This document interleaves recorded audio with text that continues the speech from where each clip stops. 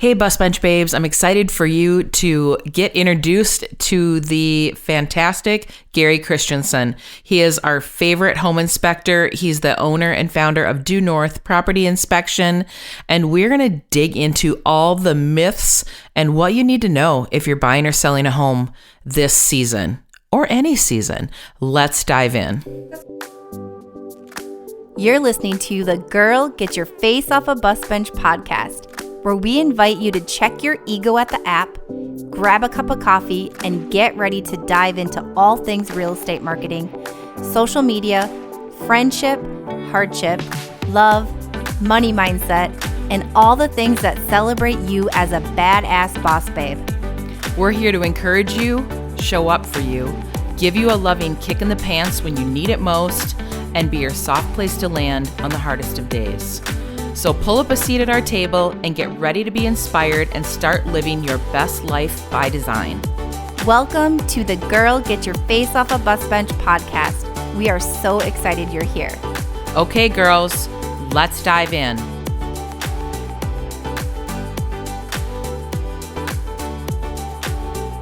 All right, Bus Bench Babes, we are literally in the throes of spring real estate market.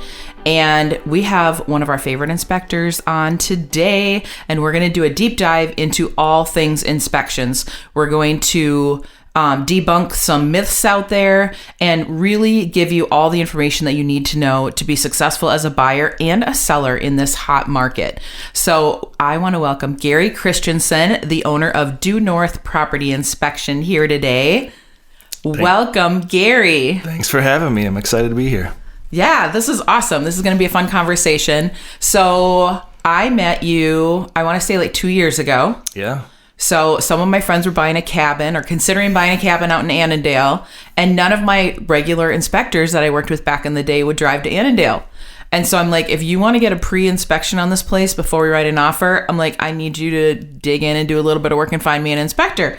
So I meet my client's husband and you at this property, and I'm like, this guy is awesome. You were so detailed. You were like so professional. I'm like, yeah, I need your card, because I feel like a lot of the inspectors that we had been working with are sort of aging out of the system, and they just are not tech savvy, and you made the process so much easier. So that's how we got to where we are today. Yeah, and if I remember right, I think that was even a walk and talk. I think that was just like we were there for an hour. Yeah, because I'm like, we need to get some eyeballs on this property in order to be able to write a competitive offer. And that house sold for, I don't know, like a couple $100,000 over asking. Jeez.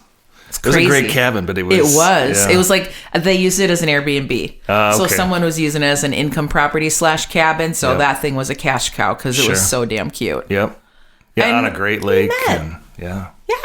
Okay, so tell us a little bit about yourself. Tell us your background and what do you do when you're not working, all that type of thing. Background. Well, I own Due North Property Inspection. I started this in 2019. Prior to that, I spent about 18 years in corporate America.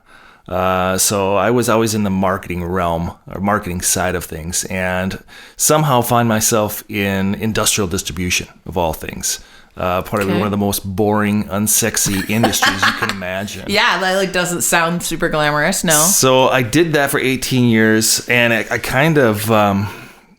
I reached this point where, a couple things were coming together. I was about to turn 40. I had always wanted to start my own business, and I was really getting burnt out of corporate America and the politics and the BS that can go with it at sometimes. So prior to turning 40, I said, okay, if I don't do this now, I'm going to have regret, and I don't want to do it. So I did. I cut bait and went all in and started Due North Property Inspection, and it's been awesome. Some of the things that I was looking forward to was getting out from behind a desk, being able to help people directly one-on-one every day, and having just more control over what I do versus just marketing and selling a billion widgets for somebody, So, why home inspections? So I think that goes back even further. So if I look at my upbringing, I was blessed to have one of those dads that can do or fix just about anything. So growing up, we were always helping out with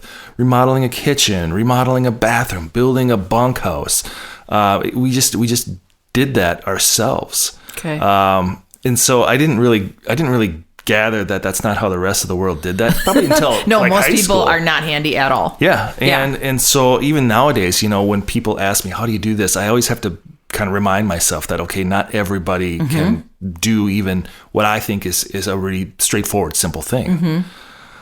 So that was kind of my upbringing. So I was always really familiar with tools, working with my hands, working around the house. And then as part of kind of that 18 years in corporate America, I moved around a lot. I moved from Minneapolis to Victoria to Stillwater to East Grand Forks to Thief River Falls, back to Minneapolis to Albertville, and then to St. Michael, where I am now. So I had been through the home buying and selling process a ton. A lot. Yeah. And again, being a hands-on person, I was always there with the inspector, and I'm always curious about learning things. What are they looking at? How are they looking at? What's a concern? What's not a concern to them? So I actually started pondering home inspection as kind of maybe even a side gig or a business opportunity, probably 5 years or so before I started due north. Okay. But it wasn't until one of my moves took me way up to Thief River Falls. I was working for a company called DigiKey, and they were growing so fast that the market was insanely tight up there. I mean, you couldn't. I mean, the market down here is pretty crazy. Up there, magnify it by twofold. Oh wow! So it was just in the houses middle of nowhere. In the middle of nowhere. So in order to get a house, I was living in East Grand Forks at the time, but I was commuting 50 miles each way every that's day. a nightmare. So this little farmstead came up for sale, and it hadn't been touched or updated for 50 years. And I sat down and I talked with the owner because he was doing a for sale by owner, and it just kind of sat there with him. I stopped by and visited him with him probably 4 or 5 times. Okay. And I said, okay, I think I can do this. And the plan was I'll just kind of take it one room at a time and just update it. So we bought the house, and it was a steal of a deal. Like I said, old farmstead. But as soon as I got into ripping down the bathroom, which is the first room I chose to go after, I saw the jankiest electrical connection held together with electrical tape, and I was it's like, a total fire hazard. Yeah, I was just like, I will never be able to sleep in here and bring my young boys in here until we just have to gut it now. Yeah. So we got it down to the studs, and in a period of 3 months, we redid the entire thing. Wow. And it was during that process that I kind of figured out, like, I enjoy this so much more than my day job and sitting behind a desk and sitting through boring meetings and ripping off a ton of emails, that I was like, how do I figure out how to blend some of this with a business opportunity or something that excites me that I can grow? Mm-hmm. So that's kind of what brought me to home inspections. That's awesome. Okay, let's talk about actual inspections. Like right now, things are freaking crazy. The market's nuts, and the stats are about 40% of buyers right now are not getting inspections, which is terrifying. I don't like that when I'm representing a seller. Yay, it's great. It makes the sale so much smoother. But when I'm representing a buyer, like sometimes it causes me to lose sleep. It makes me so damn nervous. Like, what should a buyer be looking out for to cover call their assets, like their ass, but also their assets? Yeah, I think you have to consider what can you actually get access to in a 20 to 30 minute showing time. Right. It's pretty limited. So if I were to steer people in a direction, I would have them look at 3 different things. First, your major mechanicals. So your furnace, your AC, and your water heater. Looking at them, looking at their general condition, looking to find the data plate, and trying to just get an age, set an age for them. All these mechanicals have an average service life. Right. Furnace is 20 to 25 years, AC is maybe 15 to 20, and then water heaters is 12 to maybe 15. It's crazy when I see water heaters that are like 20 years old. I'm like, any day this thing's gonna go. And there's no rhyme or reason. It'll just start leaking or go out, and it's done.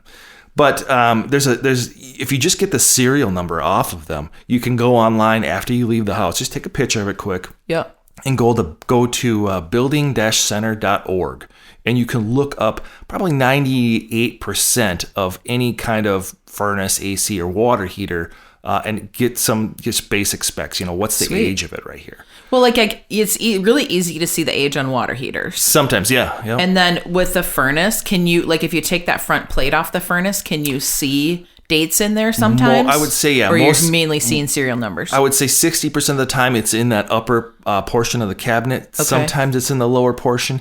If it's on there with, hex bolts, you're probably not going to be able to get at it. But a lot of times it's either just a lift up panel or has just little thumb screws.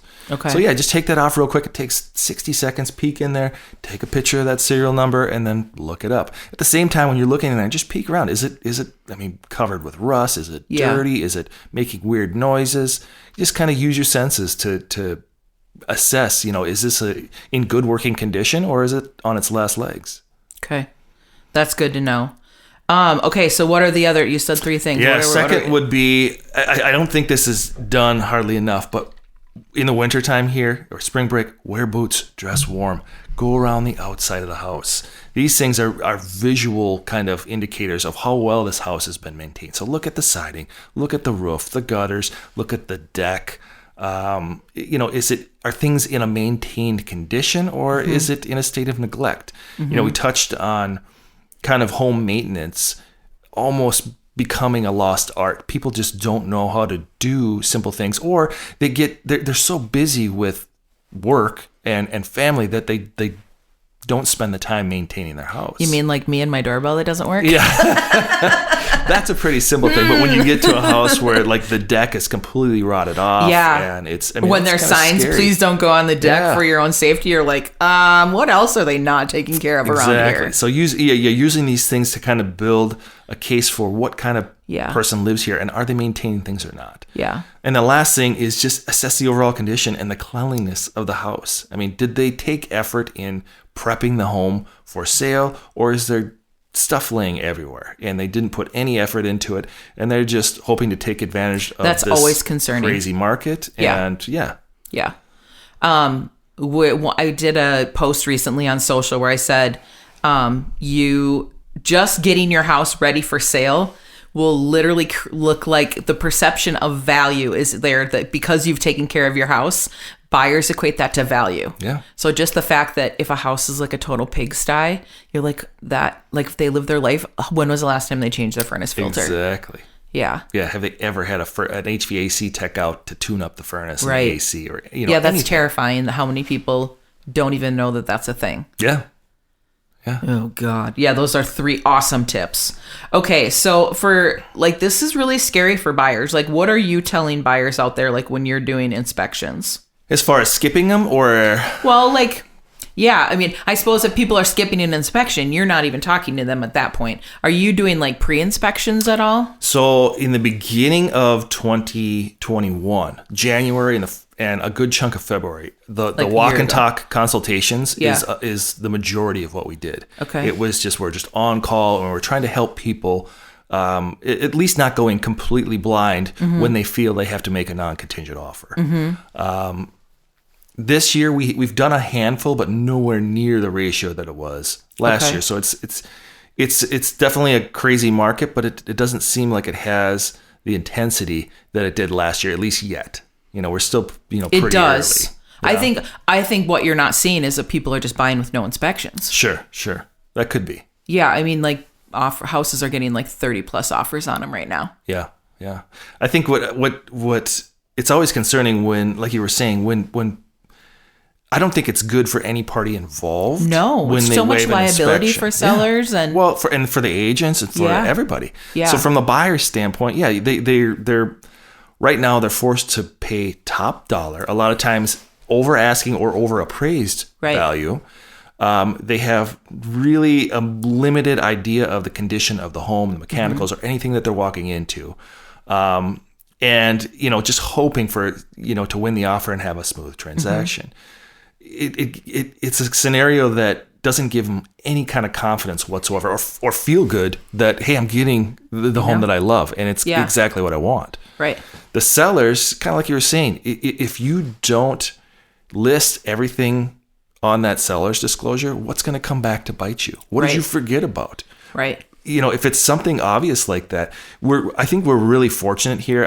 I belong to a kind of a national association of home inspection owners, and the Midwest is lucky because we don't have the litigation issues that they do on the East Coast or the West Coast. I mean, it's truly, oh, you didn't, do this, or you didn't list this on your seller's disclosure, we're going to court. Yeah. We don't have that as much here. No, I feel like that's pretty tame here compared to what it could be. Yeah. Yeah. But then, like you were saying, the agents too, if there's no inspection that takes place as part of that process, now the listing and the buyer's agent are the only two real estate professionals that have been in that house and are advising these parties to do that transaction. So it opens us up to a lot of risk. It does. Yeah. And if litigation does take place, Yeah. those agents are most likely going to be listed. Well, and I feel like there's a lot of agents, especially on the listing side, that may have material facts about properties that they're supposed to be disclosing that they don't always. Are like, well, that one's gray area, so we just won't even talk about that. Yeah. And that kind of stuff can really come back and bite you in the butt later. Totally. Yeah, that's all this risk part of it I hate. What should buyers be doing, or what should actually sellers be doing to prep their home so when the buyer comes in and gets the luxury of having a home inspection, that the inspection is easy, clean, and you're not like taking 8,000 pictures of things that need to get repaired? Yeah. So like proper home maintenance it's really an everyday game. I mean, it's, you see in the movies where, oh, we're going to Home Depot again, we're going to Bed Bath & Beyond. Every weekend, it's a constant game of upkeep on the house. So if you've not done that, or you've neglected, areas of the house, you might have a pile of work in front of you in order to get that home truly sale ready.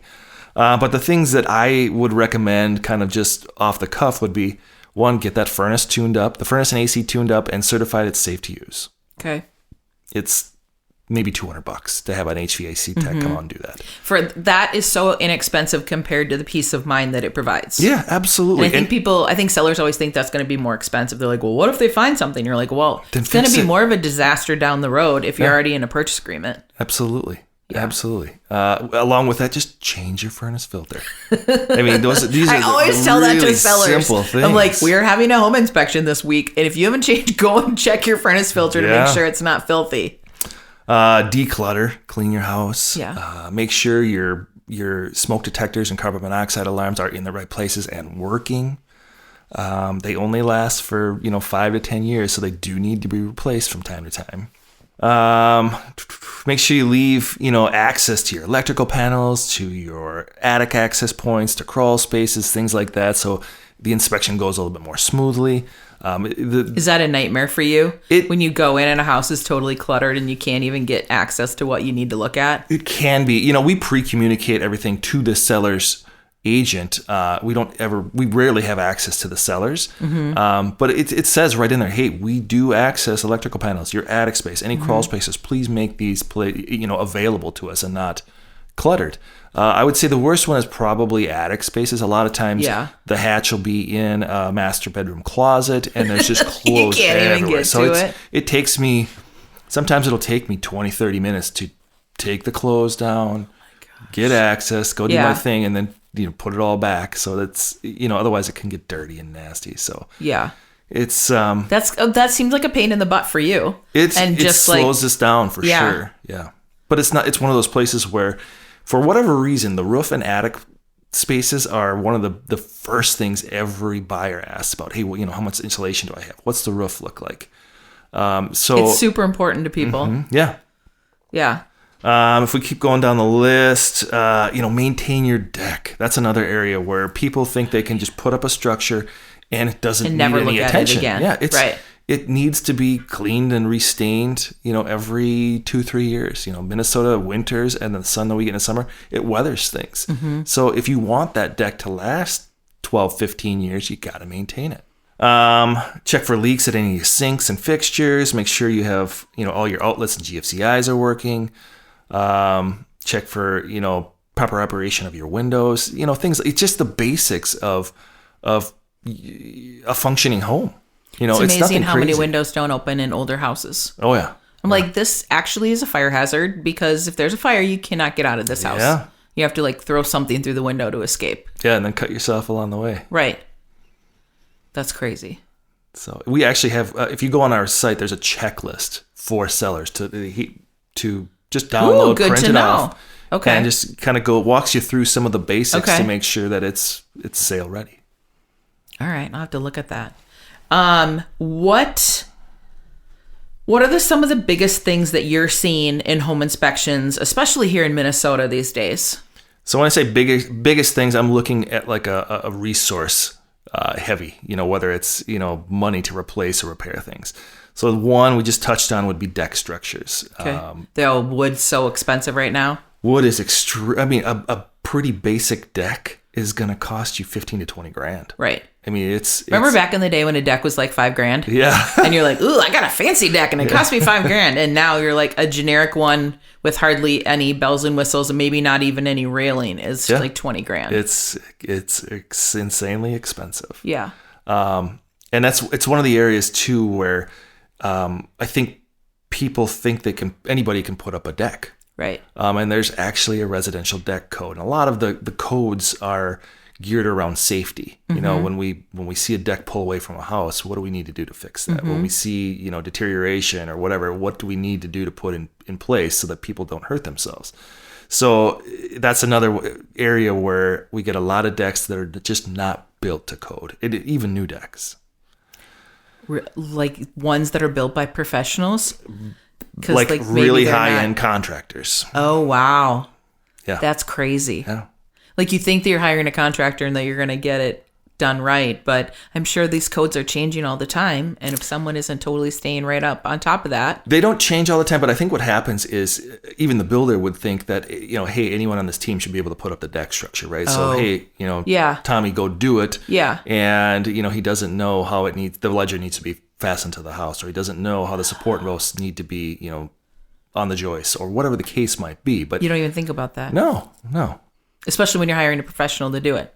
Yeah. And to the normal home buyer, they have no clue what they're looking at. They don't know if a deck is safe or not, or if it's done to code. Or ooh, that's kind of terrifying.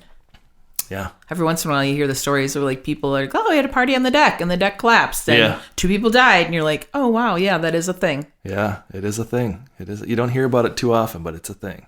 All right, what else? Any other crazy things you're seeing? No, I mean, for the biggest resources, again, aged and neglected mechanicals. Yeah. Again, not maintaining those. Third would be water intrusion. So some basements where either they don't have gutters or the grading is terrible, you go into the basement and you get that musty smell right away, and you look at the foundation walls and you got, paint that's peeling off or stains on the wall. That can be, a potential issue, a big potential issue for some, especially if you've got respiratory issues or something like that. Well, you and I had that house. We're not going to name the city that's nearby where we are recording right now, that had all the water stuff in the basement. Yeah. There was a pond in the backyard. Yeah. And I think really what it was groundwater that was seeping up in through the concrete floor. Yeah. It's like, how in the hell would you ever get rid of that? Like, that buyer was so scared, we ran for the hills. Yeah. And the sellers did everything in their power to keep that deal together. But, like, we just couldn't even make sense of that. It just... Without doing some serious kind of repairs to manage that water better, you couldn't even finish the basement. No. And then you're losing out on an extra 1,000 square feet. Yeah. And then when you go to sell it, you have to disclose all that. Yeah. Like, that is just... It's a nightmare. Absolutely. Yeah, that buyer ran for the hills on that one. He's like, no, I this is way too terrifying. The next one, we don't see a ton, but significant cracking or settlement in foundation walls. That's usually a big expense to get repaired right. Do you see that in newer houses? I see that in a lot of older houses in Minneapolis, but have you run across that in newer stuff? No, not too often. Okay. I think we've gotten a lot smarter with how we do our foundations and do water tests and things like that to make sure that we're not setting that home up for failure. Okay. Compared to that's good 75 years ago. Yeah. And the last one would be kind of just general neglect. When nothing has been maintained and everything is beat up, it's going to take somebody time to put the elbow grease in to bring it back up to par. Yeah, that's super scary for me, especially when you're like, okay, well, there's potential here, but how much is this going to cost? Especially, I just say, when I have a client that's handy, I feel like nowadays that's a rarity. Yes. So I'd say the majority of my clients are either A, not handy, or B, don't have the time to even think about being handy because they're too busy working to pay the bills. And so then if you have to hire all that out, I take it for granted. I'm from a super handy family also. So like people are like, how much does this cost? I'm like, well, I know it's going to be dirt cheap if I have my dad do it. Yeah. But if you have to actually hire someone, I don't know. I can't even begin to get an idea of what that's going to cost. Yeah, even a simple trip charge for an electrician or a plumber or HVAC, it's $200 plus. Yeah. Without them even walking in your door. Yeah. Yeah. It's so nuts these days. It's really scary for first-time home buyers too. You see these young kids that are putting everything they have into this, and $500,000 house, and you're like, oh my God, this house needs so much work. I was like, I'm just hoping you've got some reserves to kind of maintain things as they come up, because they will. Yeah, that is really scary.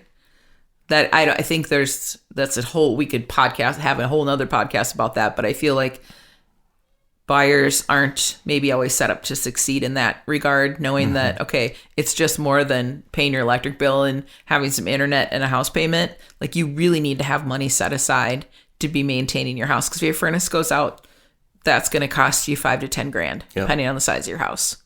And I think good agents help kind of have that conversation and steer them towards the right houses for them. Yeah. Because it's easy to kind of get caught up in the marketplace and get yourself into a home that you really can't afford. Like I said, that is a whole nother that's a whole nother thing. That it's truly terrifying that people don't set themselves up for success that way.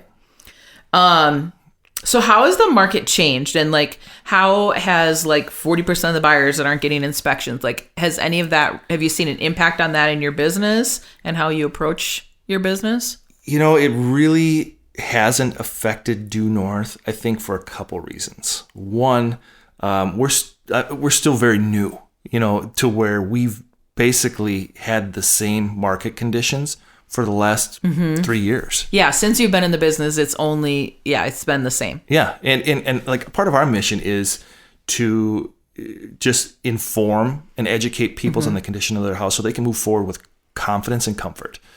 If that's our sole mission, there's a lot of home inspectors out there that won't do the walk and talk consultations because they think it's taking away from what they really do, or they won't do some of the other services that we do. But if our goal is truly to just give them as much information as possible to make a smart decision, it's a no-brainer for us. Yeah. So we offer, a complete, for a small home inspection firm like we are, we offer all the same services that the big guys do.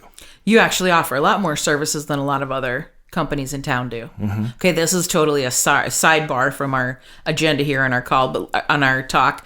Like, give me an idea of like some of the other things that you do. So just besides a regular home inspection, what are other things that you guys offer? We probably do radon testing on 60 to 70% of our home inspections. Yep, radon's high in Minnesota. We perform sewer scope inspections, especially in Minneapolis and St. Paul.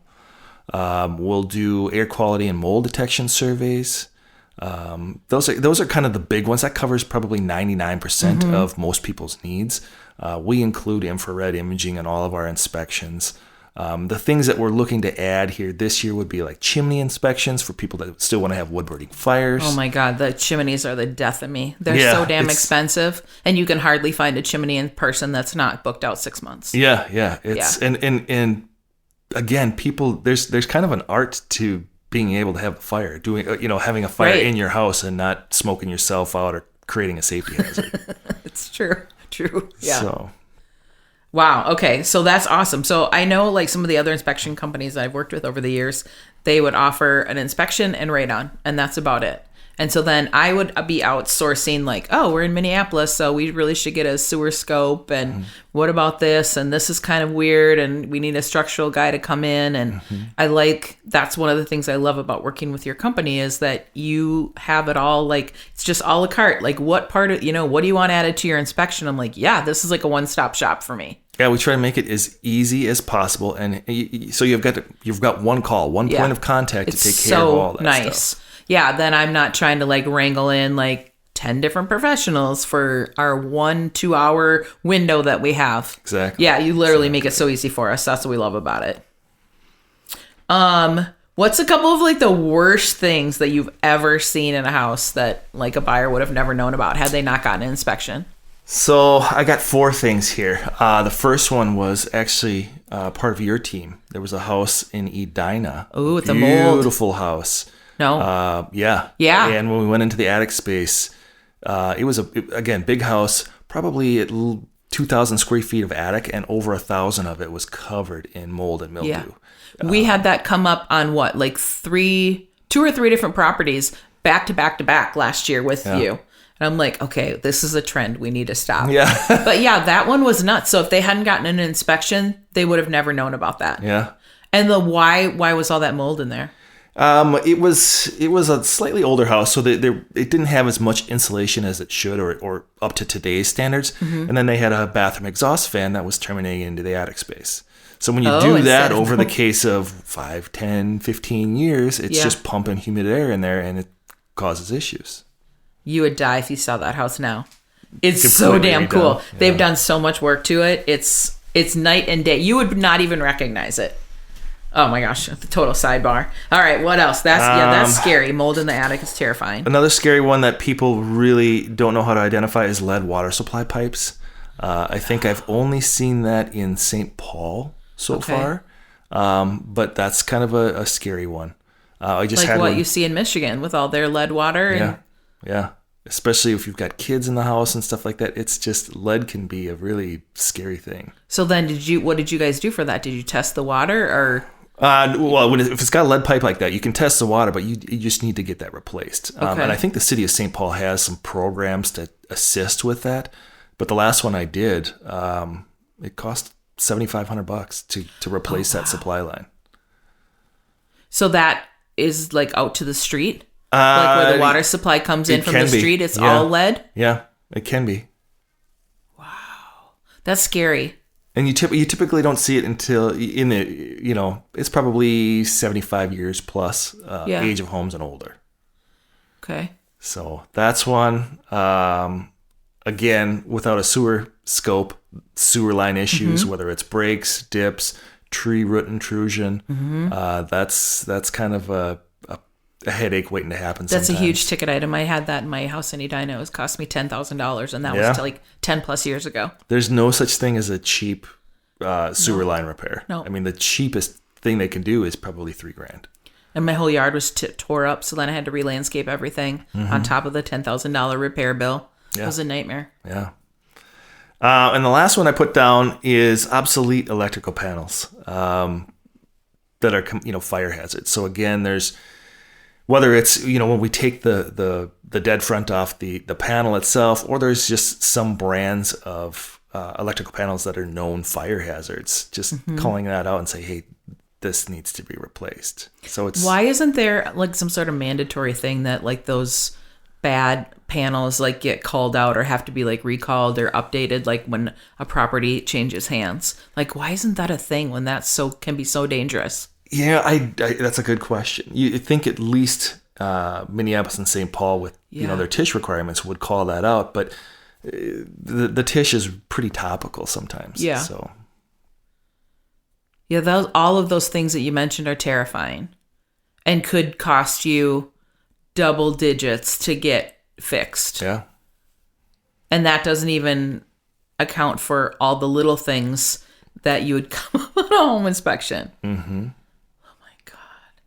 Yeah, I haven't seen any mold in attics recently, but yeah, we had several of them back to back last year.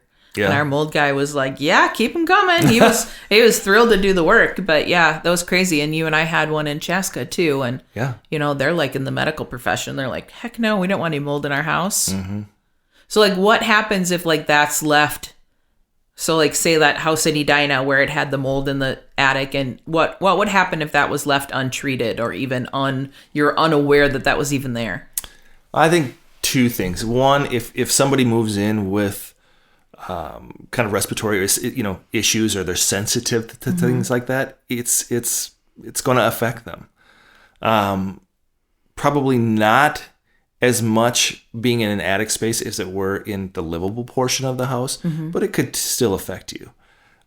Two, if it was never addressed, you're still pumping humid air in there. Eventually, it's going to start to affect the integrity of the roof structure. So at some point when you re-roof, you might have to re-sheath the entire roof or portions of it. You might have to look at the structural integrity of your trusses, things like that. But So that could cost you a lot of money. It could. I mean, that's an extreme case where something has been going for quite a while, unnoticed probably. Oh my God. I might not sleep tonight. This is all terrifying. What's your best piece of advice for buyers in this market? I think it's threefold. Be patient, but be ready to be aggressive when you find the right one. Don't get discouraged. You're going to be, dealing with, upsets and missing out on houses. And then third is work with an agent that partners with a great inspector that can either perform walk and talk consultations or has the availability to get in there with a really tight inspection window. Yeah. Yeah, that's what I love about even just like logging into your site. I'm like, you used to call me and you're like, do you need something? I'm like, no, I'm just like checking your availability while we're writing an offer. I'm like, I have my clients here and I'm like, can we do a 2-day inspection? How quickly can you turn this around? Yeah. So I'm like, nope, I'm just checking the site. But just even having a really easy to use site that involves technology and syncs up with your calendar, like being able to check that while I'm writing an offer at 10 o'clock on a Sunday night is super key. Yeah. Or like, locking down that position so you're ready to go in a day or two. Yeah. And like that makes all the difference in my world. It's huge. Well, Gary, this has been a fun conversation. Where can people find you? You can find us online at donorthinspections.com. Okay. Or on the socials at Instagram, we're at Do North Inspections, and Facebook, we're at Do North Property Inspection. Okay. And I love that, like, on your social media, you are like, you put educational stuff out there. You put like tips and things to know.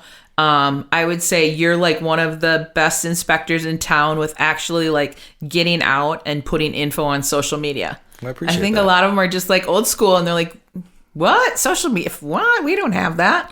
I have Facebook so I can talk to my grandkids. Yeah. And it's like, using social media as a tool to build your business, I think has been one of the great reasons that makes you so successful. Yeah, absolutely. It's been a big networking tool for us. Yeah. It's awesome. Thanks, Gary, for being here today. This was a really awesome conversation to enlighten us about like what's happening with home inspections and what like a really awesome home inspection company should offer as services. Hint, hint, other home inspectors out there, like you need to up your game. And really just kind of just put us at ease about like, okay, these are things that we, if we have a good home inspector, like we should be good. Yeah, absolutely. And I think the other thing too is even though some things are scary when they're reported to you, everything can be fixed. And a lot of home inspectors are not great at delivering the information. Yeah. Yeah. Some of them are really all about like the scare tactics. Yes. There's one company in town in particular that really thrive on the scare tactic, and they're terrifying to me as an agent. I've been in the business for 25 years. Yeah. So I like that you have like a really nice like bedside manner, and like your delivery of the information is like, okay, here's what's happening and here's how we can fix it. Yep. Everything's got to fix. Yeah. Well, thank you so much for having me. This was a really fun experience. Well, thanks for being here. Your first podcast. Yeah. Well, Bus Bench Babes, until next time, keep being a badass boss babe, and for the love of God, keep your face off a bus bench. Okay, girls, are you feeling as inspired as we are? We're over here cheering you on because you just finished another episode of the Girl, Get Your Face Off a Bus Bench podcast. If you want more, head over to girlgetyourfaceoffabusbench.com for show notes and more episodes. And don't forget to subscribe and leave us a 5-star review. They mean the world to us, and they're what keep us going. Girl, thanks for being here.